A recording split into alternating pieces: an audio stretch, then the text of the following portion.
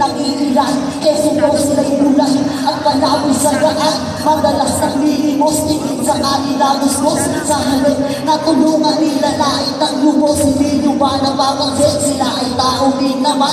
Nandika ng Diyos Ama, kahit na may kakansanan gagawin nila lahat. Kahit na kahihiyan, tagal man ang kapalit. Basta makakain lang 3 beses sa isang araw ang palagi nahilig. Kahit na ang panilig, palagi na lang madilig. Hindi man lang makita uli ng ating mundo. Kung minsan mapalad pa sila sa dami ng gulo. May mga mamakape, pagkakakot kriminal sila. Kung may mga makakaso, ugali, animal, mapalad ka. Kaibigan yung kanila pakikigan. Ulang ka ba ng isip na mapalad ka sa sinuman?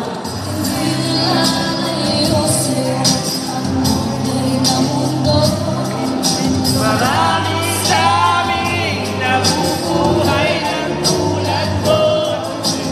Lagi-lagi natin minsay nabutan. Nagdagan ng buhay na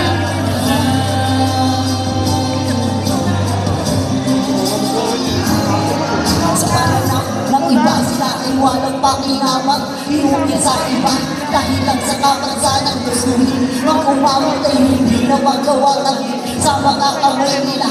Napapagdama lahat ng gusto na sabihin. Hindi mang aminin, nasasaktan sila kaso hindi nilang maabang. Kagaya ng mundo, lagi nilang sinasakit. Gusto lang naman nila ang mabuhay ng tahimik, mabuhay ng walang gulo. Ikato silang bilang tao sa mundo namin to, walang tunay na perfecto. Ang sakit naman isipin tao, di naman sila.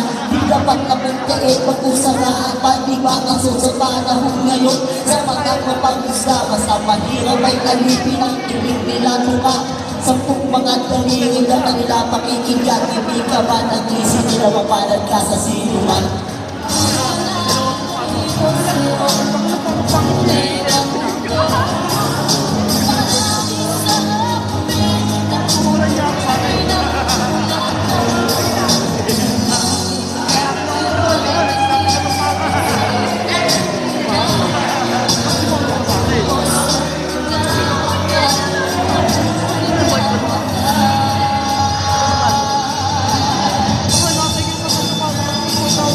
Ano sa iyo ang musika? Sa iyo may mahalaga. Sila'y walang naririnig pero may nadarama.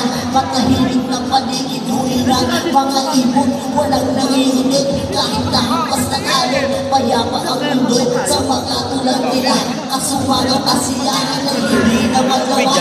Walang tunay na kaibigan, maalis na tahanan. Ang iba sa iyong pamilya ang nagsisipin sa mga inosente na malimit biktima ng mga mapangusgan at mahilig manguna. Sa simpi kong awitin ay binilang mula. Nagpaisip nyo ang isang tao, di naman sila. Huwag na sana husgahan yung mga tulad nila.